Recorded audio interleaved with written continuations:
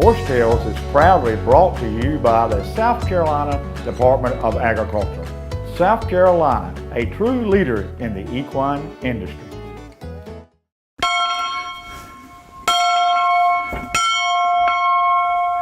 The schools are in session. The schools are in session. The Tim Sigmund Schools in Session, how to grind grits, folks, up here in Union County with Tim Sigmund and 3 Horse Milling Company. Folks, this morning you're going to learn a lot about the old way of doing things. Old Tim's quite a character. We're going to be informative and entertaining. So stay tuned. We're going to find out why grits is groceries. All my life, I've been obsessed with horses. I was curious and wanted to see other people's love for their horses and their stories. I'm David Grant, the PD Cowboy, and along with some incredible horse owners, I want to share the story of horses and the people that have a passion for them.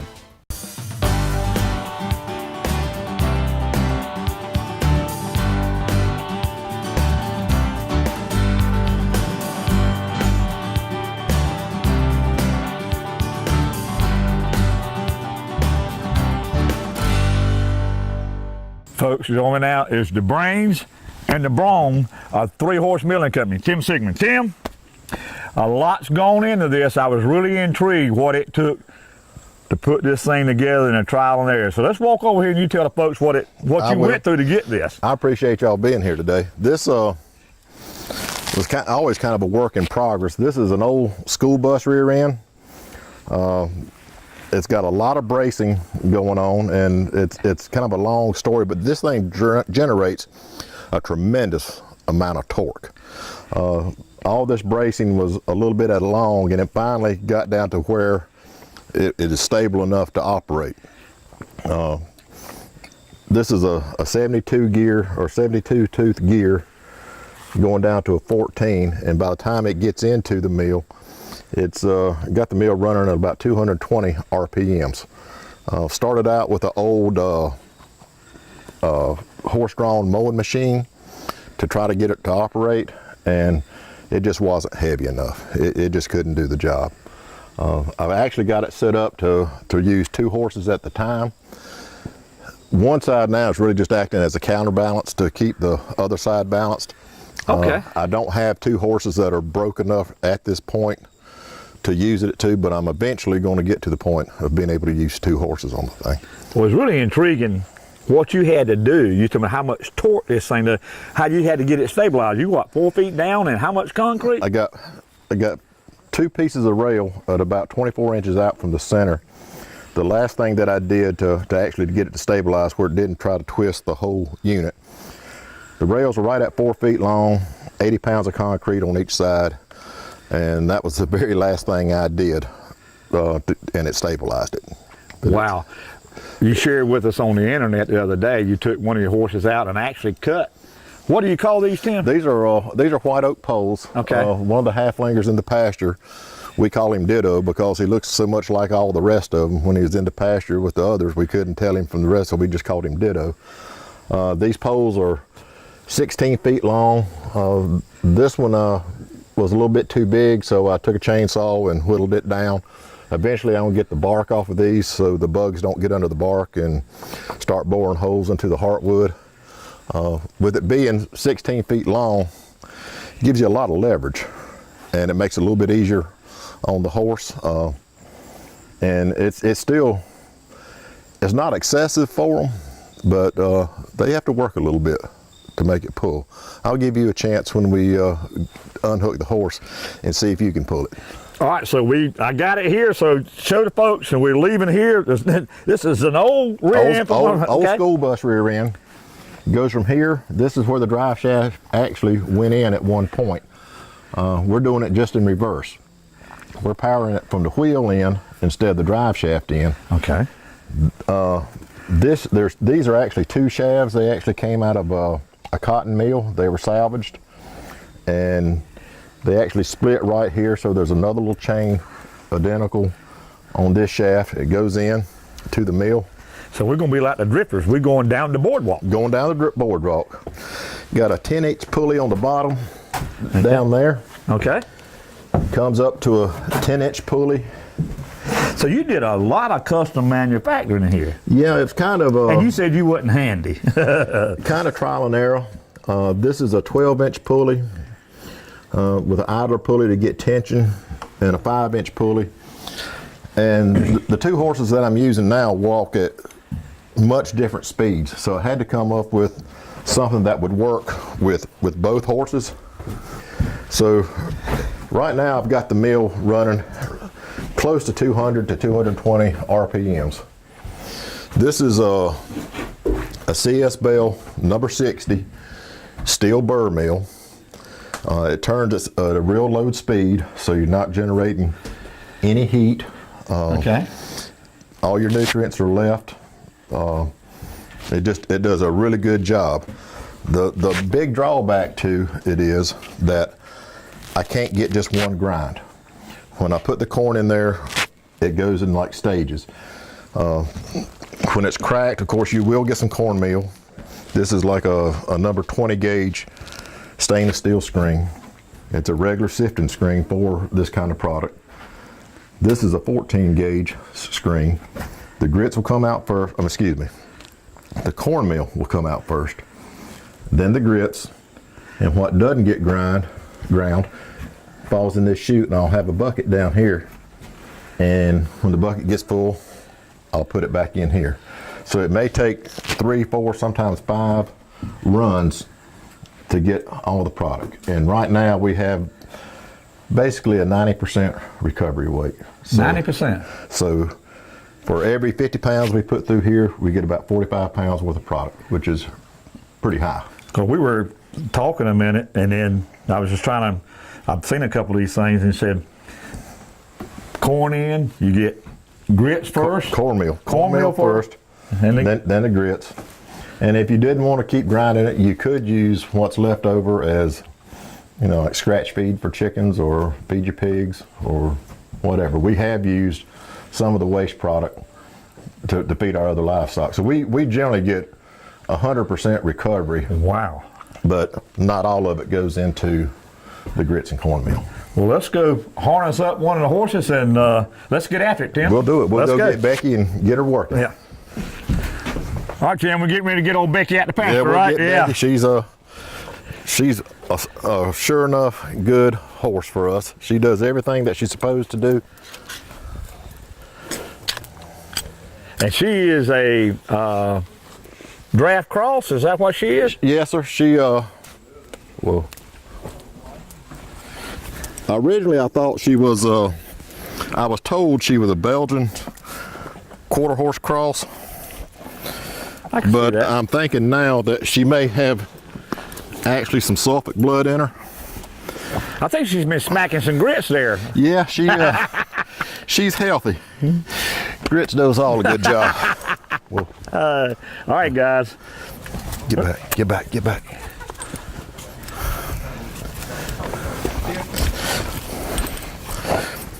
There we go.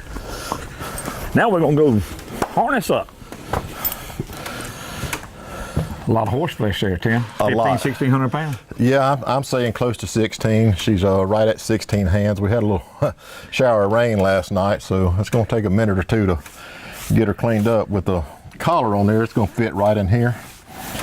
So that's where she actually does most of her work. She's got a pretty well-defined shoulder, so we want to make sure that we got all this dirt so it doesn't rub and irritate her skin up there. So let me find a brush and I'll get her brushed up. Very good. How long have you been using her, Tim? Becky's been being used for close to a year now. Well, August would have been a year. I'd had her for a while and just didn't have the need to use her. Horsetails, proudly brought to you by Andrews Mill Hay Farm, Lamar, South Carolina. See David Andrews for all your coastal Bermuda hay needs. South Carolina Horsemen's Council, the voice of the horse in South Carolina.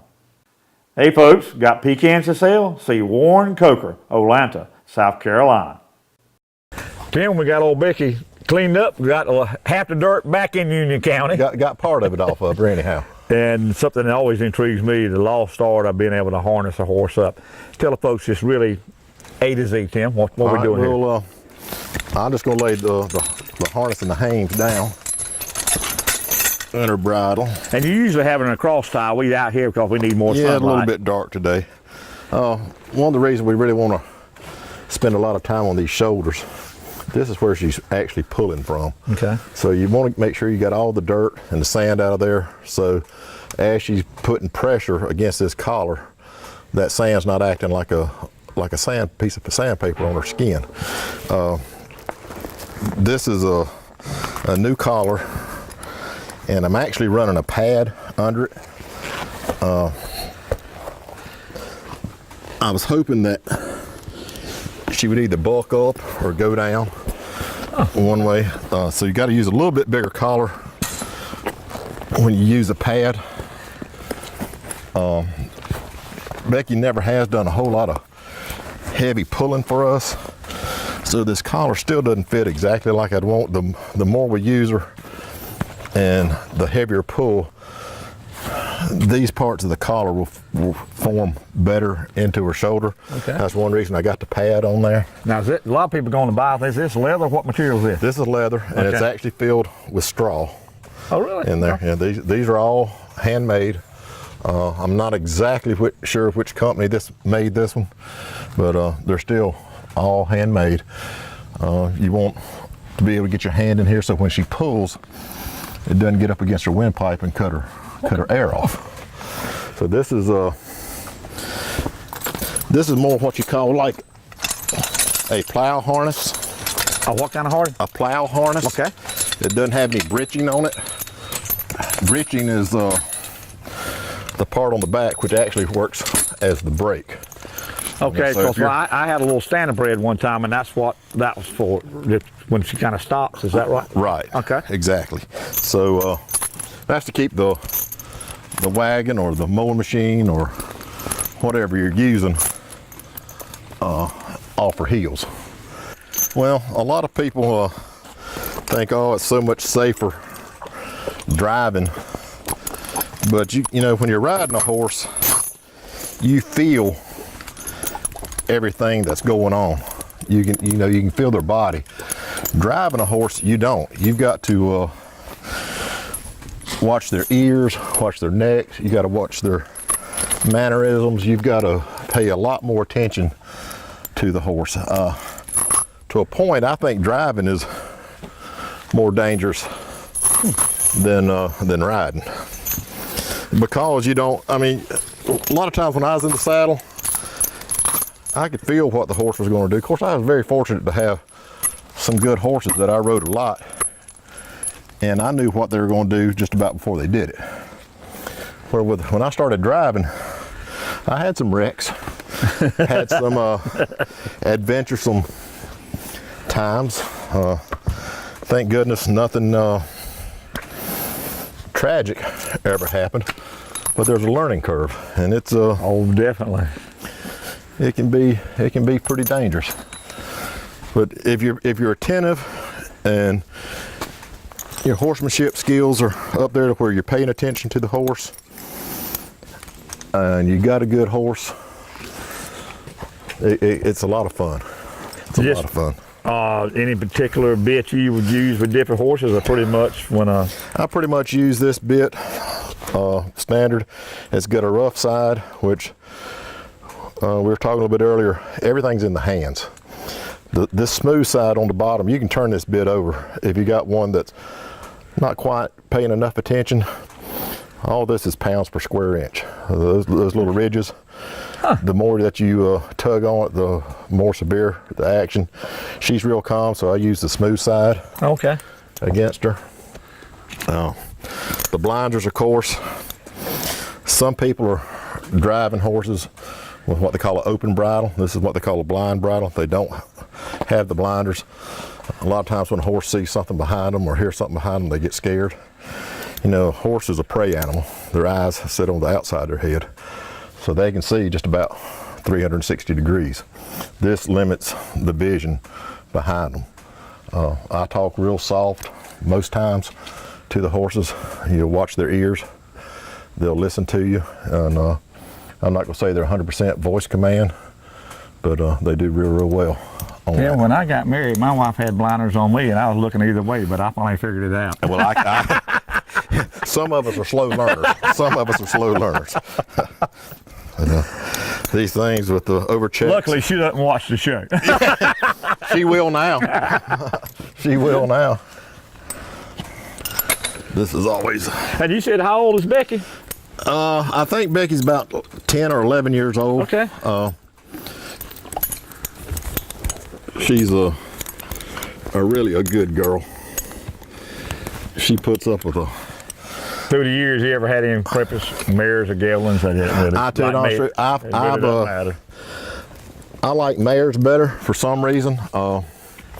People talk about you have trouble with them coming in heat and all that kind of stuff. I've never had much problems. I've had more problems with other people and other horses reacting to my horse that they couldn't really handle their own horse than I've had with my own horses.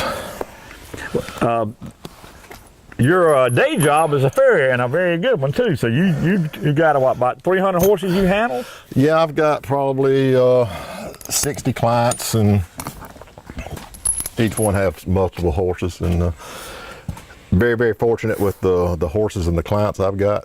Well, I've had to pay my dues, but I've got good horses and good people to work for. I wouldn't trade my client list Well, we were with small. anybody. We were small talking. Old Carolina boy went out where to find his wife and bring her back here and make a Carolina what?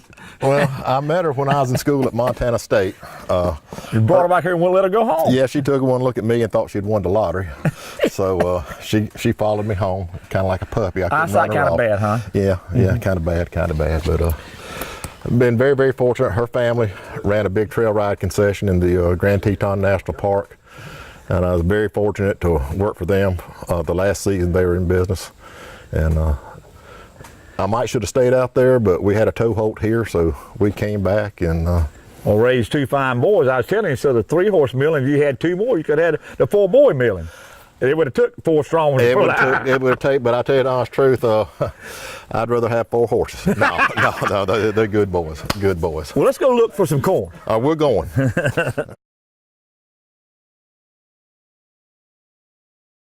Tim, I noticed you got a kind of a split rail fence around there. That's what more for you when people come around. Yeah, it's more to keep the people from the horse than it is the horse from doing her job. She pretty much knows what she's supposed to do. This is kind of like a parking brake right here. She won't be able to go anywhere. A little bit. Does she have a beep, beep, beep when she backs up? No, but maybe she should have. But she does a good job on this. Oh yeah, I noticed the way she stepped over here in this kind of side path. She knows exactly. Normally what I like to do is hook her up. I need to get inside the mill and get the corn actually ready. But after I get the corn ready, I'll drive her around just a time or two. She really knows what to do, but just That's right. prevention is part of the cure. So if you don't have to have a wreck, why have one? And like I say, she's good, but she's still a horse. All That's right. We about got her ready. I need to get inside and get the corn ready. So get some corn. Let's get it. Horse Tales, proudly brought to you by Southern States Horse Feed, simply the best horse feed in the equine industry. Nationwide, when the PD Cowboy rides, he rides with Nationwide on his side. South Carolina Department of Agriculture, promoting and nurturing agriculture in South Carolina. Folks, a little loud in the mill house. Becky's out there doing her job. She don't even hear her. Tim, we're starting off with South Carolina certified products here, right? Yeah, we're real proud of the fact that we're using a South Carolina product. It's a whole yellow corn. It's called a yellow dent corn. It comes straight off the cob. We put it in the mill. It gets cracked. We have to do it, like I say, in multiple stages because of the amount of power it takes. It goes in, of course it's cracked. The cornmeal is coming out first. The grits will come out on this screen. And what doesn't get cracked, we recover here and run it back through. Now this little setup right here is our winnowing operation. You can see the little, uh-oh, I'm about to get behind on my business. Jimmy crack corn and who don't care? Tim does. I care. One person can actually operate this. Oh, really? But it's easier when you've got several. It's a pretty neat process. And right now you can see the cornmeal and you can see the grits. Wow. And we're very, very fortunate to have come up with a screening process. Our big product is grits. Okay. So the way we've got everything set up, we're actually producing more grits than we are cornmeal. Now how is that? Because of the screen size. We went up one size on the screen here, and we actually went up a size here. And that combination, you'd think that would still be equal, but we're actually getting more grits now. We're probably getting 65 to 70% grits and the balance in cornmeal. And so that's what your customers want. Our customers want more grits than they do cornmeal. And folks, we'll cover in a little while how you can come in here and get some of this great grits and cornmeal. Tim, that was something else. So far as we know, milled with old-fashioned horsepower. As far as we know, the only person in the country, right? As far as I know, there's an Amish man had a video that was running a furniture company grinding product for himself. I don't think he's selling anything. And good friend that helped us get started in Athens, Tim and Alice Mills, they're using a mule. And as far as he knows and as far as I know, we're the only two using equines to power our mills. He's using a mule. He's the only one in the country using a mule. And I'm the only one, as far as I know, using a horse. Well, I know you got some kind of little secret recipe when you make some grits and everything, don't you? Well, the grits take a little bit of time. They're not a quick grits. I start them out in a crock pot, get them to boiling, put the lid on, cut them way down, let them go for 45 minutes to an hour. The longer the better, really. And it turns out really, really good. They're a good product. Well, we definitely going to be trying some here shortly. If folks want to get in touch with you to get some of this great certified South Carolina product, how do they do that? Well, they can get on our Facebook page, and that's probably one of the best ways to get us. We are part of the Catawba Farmers Market. It's an online farmers market, but probably the best way to get hold of us is straight off our Facebook page. And we are very, very happy to be able to put the certified South Carolina product. That's very, very important to us. It's grown, the corn's grown here in South Carolina. It's milled here in South Carolina. We're just tickled to death that we're able to put that label on our bag. And folks, it gives a good time to give a shout out to our title sponsor, Commissioner Weathers and South Carolina Department of Agriculture. If it weren't for the hard work done for that, we wouldn't be able to do that. Tim? That's right. I'll be thinking about you in the morning over a bowl of grits. Thank you, David. Appreciate y'all coming. Yes, sir. We rang the school bell this morning. We got the dinner bell going. Folks, we started off this morning, and what I've got in my hand, it's a steel cut muffin. Tim? Steel cut cornmeal muffin. Don't go no better than this, does it? Not any better. The recipe is on the back of her bag. There you go. Folks, that's what makes America great. People like Tim Sigmund and his family getting it done up here in Union County, South Carolina. And folks, until next week, keep your reins low and your hands quiet. And God is blessing this great country out through families like Tim Sigmund.